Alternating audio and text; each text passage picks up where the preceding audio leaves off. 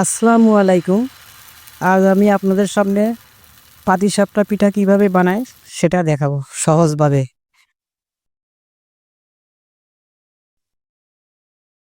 এখানে 2 কাপ চাউলের গুঁড়া নেব। 2 কাপ চাউলের গুঁড়া নিয়ে এর সাথে হাফ কাপ ময়দা দেব। এর সাথে সামান্য লবণ দেব। লবণ দিয়ে শুকনো উপকরণগুলি আমি খুব ভালোভাবে মিক্স করে নেব। শুকনো উপকরণ ভালোভাবে মিক্স করা হয়ে গেলে এখানে গরম পানি দেব। কুসুম কুসুম গরম পানি। গরম পানি দিয়ে ভালোভাবে মেখে নেব ব্যাটারটি। ব্যাটারের মধ্যে সামান্য 1 টেবিল চামচ চিনি দেব। চিনি দিয়ে ভালোভাবে মেখে নেব। অল্প অল্প করে মাখবো, পুরোটা মাখবো না। এই ব্যাটারটা বেশি পাতলাও হবে না, বেশি ঘনও হবে না, সেইভাবে মাখবো। সামান্য পানি দিয়ে ভালোভাবে মাখবো। ভালোভাবে মাখা হয়ে গেলে এটা আমি 10 মিনিটের জন্য ঢেকে রাখবো। আমি এখানে কিছু লাম্পস থাকে, সেজন্য আমি ভালোভাবে সেটা হাতে মেশ করে নিচ্ছি। আমি এখন এটা মাখা হয়ে গেছে, আমি ঢেকে দিচ্ছি। 20 মিনিটের জন্য এটা ঢেকে রাখবো।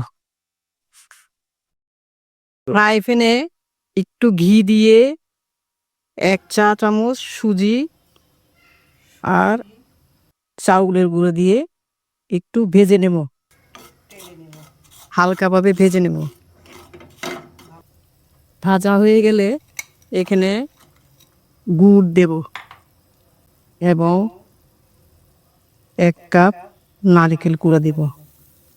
সব উপকরণ দিয়ে ভালোভাবে একটু ভাজবো।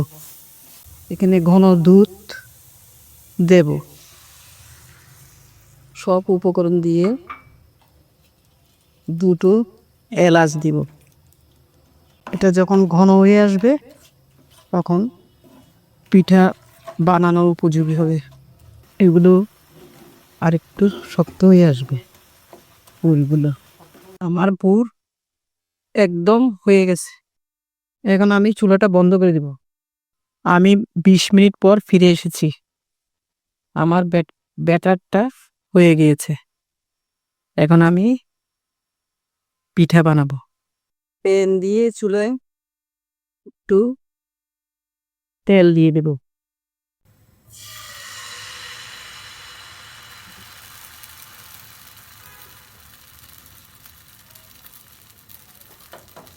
এইভাবে ঘুরিয়ে দেব।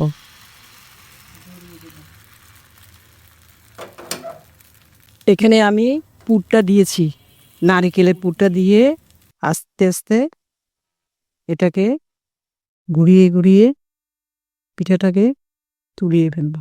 আপনাদের সুবিধার জন্য আমি আরেকটা পিঠা দেখিয়ে দিচ্ছি। এভাবে পুরটা দিয়ে আমি আস্তে আস্তে একে একে আমি সব পিঠা এভাবে নামিয়ে ফেলবো। তৈরি হয়ে গেল আমার দারুণ মজার পাটিসাপটা পিঠা। একটি পিঠা আপনাদের দেখাচ্ছি কেমন হয়েছে। এই দেখুন, ভিতরের পুরটা দেখতে এরকম হবে।